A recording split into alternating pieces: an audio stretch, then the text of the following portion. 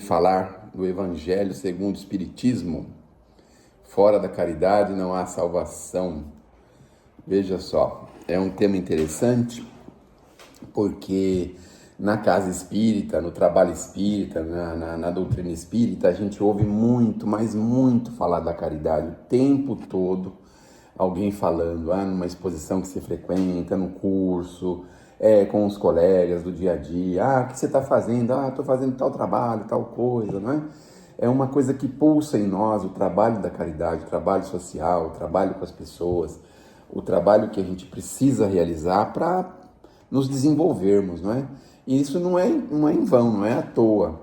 Existe um convite que está aí registrado no Evangelho segundo o Espiritismo, no capítulo 15, e hoje é o 15, item 6, 7 e 10, não é? Que, na verdade, traz a passagem de Paulo, de São Paulo, ou de Paulo de Tarso, que nos chama à prática do bem, com aquela frase fenomenal que virou até música, né? Se eu falasse todas as línguas, e se eu tivesse o dom da profecia, o dom da profecia, eu tô pensando que ele está se referindo à mediunidade, né? Eu acho que é isso que ele está se referindo, ao dom da profecia. Mesmo que eu tivesse toda a mediunidade do mundo, e conhecesse a ciência como ninguém, e tivesse a fé, assim, até a ponto de transportar montanhas. E outra coisa, se eu tivesse distribuído tudo para alimentar as pessoas, aí ele já entra numa outra parte, porque nessa outra parte ele já está falando que existem as pessoas que confundem a caridade com a doação, né? Doar alimentos, doar recursos, possibilidades. Ela está implícita, mas isso não é exatamente a caridade. E aí ele fala que se ele mandasse até o próprio corpo dele, né, se por qualquer motivo, um desentendimento qualquer, uma divergência de pensamento, como aconteceu na história em diversas etapas, diversos períodos, colocasse o corpo lá e tivesse que ser condenado, não é? E isso, no fundo, não é exatamente a caridade que Paulo se refere, mas ele fala da caridade branda, pacífica, a humildade, amor. Porque você vai doar alguma coisa para alguém, você não vai doar com fel, com sal, com cara feia, não é? A doação da caridade precisa ser paciente, precisa ser benigna, benfazeja. A gente precisa sempre pensar na parte moral e espiritual da caridade. Porque a parte material, no fundo, é muito fácil, qualquer um pode fazer sem caridade. Você pega uma pessoa, sei lá, você vai num botequim na rua lá e aí tem uma pessoa, um jovenzinho querendo comer alguma coisa, alguém que está lá sentado no balcão é capaz de pagar uma coxinha, alguma coisa, mas sem nenhum tipo de propósito, e ainda faz brincadeira de mau gosto, ainda coloca a pessoa numa situação constrangedora, e ainda faz com que a pessoa se sinta mal na condição que ela esteja. Então, esse tipo de caridade qualquer um pode fazer em qualquer lugar, de qualquer jeito, mas não é exatamente essa caridade que Paulo fala para nós cristãos. A caridade para o cristão é agora que ele fala, né? Agora que ele fala que tem que ser paciente, benfazeja, não invejar, não ter medo, não ser precipitado. O que é não ser precipitado, não é? Que às vezes a gente quer se livrar logo de uma pessoa que vem nos pedir alguma coisa e aí a gente se precipita e lasca tudo, né? Então não é precipitada, não se enche de orgulho, não é desdenhosa, não cuida dos seus próprios interesses, não se azeda com coisa alguma, não suspeita mal, não rejubila com injustiça, mas com a verdade. Tudo suporta, tudo crê, tudo espera e tudo sofre. Meu Deus do céu. Essa é a caridade dos verdadeiros, genuínos, puros cristãos, que somos nós que precisamos buscar ir em direção a esse modelo. Não estou dizendo que a gente já consegue, não. A gente tem que ir em direção a isso. Não sei se vocês concordam, mas a gente às vezes se sente assim por cima, né? Aquele orgulho, dei um cobertor para uma pessoa que estava na rua e conversei com ela e fala para todo mundo. mas a gente ir em direção dessa caridade benevolente, calma, tranquila, paciente, que sabe conversar, que sabe acolher, que sabe fazer com que o necessitado não se sinta muitas vezes diminuído, ofendido ou humilhado, né? Vamos dizer assim.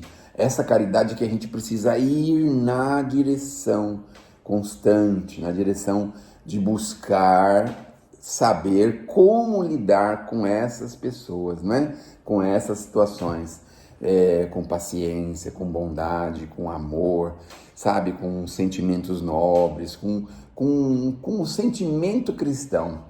Será que a gente consegue imaginar a caridade que o Cristo praticava? Quando ele falava, a tua fé te curou, quer dizer, não foi, eu não fiz nada, né? Imagina Jesus falando, eu não fiz nada, imagina se ele fizesse, a tua fé te curou, né? Imagina só, Cristo devolvendo para a pessoa o mérito dele ter se curado, ou seja, você está crescendo na fé, é isso que te cura. Imagina a caridade que o Cristo realizava, né? Com os seus discípulos, o próprio Judas, não é? O próprio Judas que depois foi socorrido, depois foi buscado pelo próprio Cristo.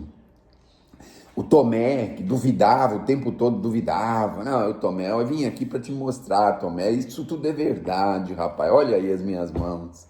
Olha a caridade de Jesus, a gente não consegue imaginar, porque não queria saber se o cara tinha dinheiro, se era pobre, se era miserável, se era mendigo, se era rei, o que era. Atendeu? Nicodemos, ele conversa com Nicodemos assim, tranquilamente. Não vou falar com você porque você é nobre, né? Você tem muito recurso, você tem isso, você é sacerdote, você é do templo, não, vai para lá porque eu só quero falar com as pessoas humildes. Não, conversar, o soldado vai lá pedir aquela ajuda, fala, meu Deus do céu, nunca vi em lugar nenhum uma fé desse tamanho. O soldado fala assim, não, o senhor dá uma ordem que eu sei que meu funcionário lá vai se curar. E o Cristo fica assombrado de ver e fala para todo mundo, exalta a figura daquele soldado que todo mundo queria matar, o soldado romano. Ninguém gostava de soldado romano, pelo amor de Deus.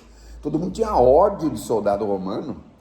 É claro, tinha os abusos, os problemas, todo mundo tinha motivo para isso. Mas imaginem que ele coloca o soldado numa condição assim a maior fé que eu já vi. Ou seja, respeita esse homem. Deixa eu me acalmar. Então, aí a gente vê que é essa caridade que nós temos que ir em direção. O Paulo termina aqui das três, a fé, a esperança e a caridade. A mais excelente. Vou espirrar. A mais excelente é a caridade, não é? Porque a caridade engloba tanto a fé como a esperança, não é? Então, Paulo compreendeu muito forte, deixou esse ensinamento que, se a gente aprofundar, a gente não tem outro jeito de conviver, de viver, de sentir, de fazer, de falar, senão dessa forma, né? E aí vem lá o Paulo, de novo, ressurge na doutrina espírita, né? Com o Kardec. A gente não pode duvidar de que o Paulo volta para escrever aquela mensagem que está no item 10, né? Que fala assim que fora da caridade não há salvação, meus filhos, sabe? Aquela linguagem de acolher, não é? Meus filhos. Quem acolhe mais do que uma mãe? Quem acolhe mais do que um familiar? Meus filhos. A pessoa se sente assim da família, não é? Ele fala, vocês da minha família, que são parte da minha família, nós precisamos viver em paz. Mas como que a gente vive em paz se a gente não consegue tolerar um pouquinho o outro, amar, compreender, esquecer, praticar o bem, estar atento para ser ativo, laborioso para com os nossos semelhantes? É só assim que a gente vai viver em paz. Como que a gente vai viver em paz querendo destruir o outro, querendo derrubar o outro, querendo maldizer o outro? Como que a gente vai viver em paz nesse sentido, nessa direção? Então, é muito importante a gente entender que quando ele volta, ele já volta assim com toda a brandura possível, não é? E mostrando pra gente que é no Espiritismo que a gente vai conseguir compreender profundamente isso, que a gente vai ter grandes chances de fazer isso, de praticar isso, porque na doutrina espírita você não precisa andar 10.000 quilômetros para poder entender alguma coisa. Nos primeiros metros, no primeiro quilômetro, você já sabe tudo que tem lá 10.000 quilômetros na frente da gente. Eu quero dizer assim, a gente já sabe o que vai vir depois. Na doutrina espírita é a única que é capaz de fazer isso pra gente. Porque vocês já imaginaram a gente ficar esperando contemplação de céu e inferno? Meu Deus, será que eu vou pro céu, mas eu dei uma escorregada ali? Meu Deus, será que eu vou pro céu porque eu sei lá, me separei da família? Meu Deus, será que eu vou pro céu porque eu fui um mau motorista, um mau pai, sei lá, alguma coisa? E ficar nessa expectativa, o Espiritismo fala pra gente o seguinte, você já sabe o que vai acontecer lá na frente. Você já sabe, é só você analisar o que você está fazendo agora, que é o que você vai viver lá na frente, é fácil, tranquilo, não é? Meu Deus, estou muito entusiasmado, que Deus nos abençoe, que Jesus nos ilumine e que possamos buscar no exemplo de Paulo a prática dessa caridade genuína, pura, como cristãos, como espíritas que somos, porque é só através dela, não tem outro jeito, viu?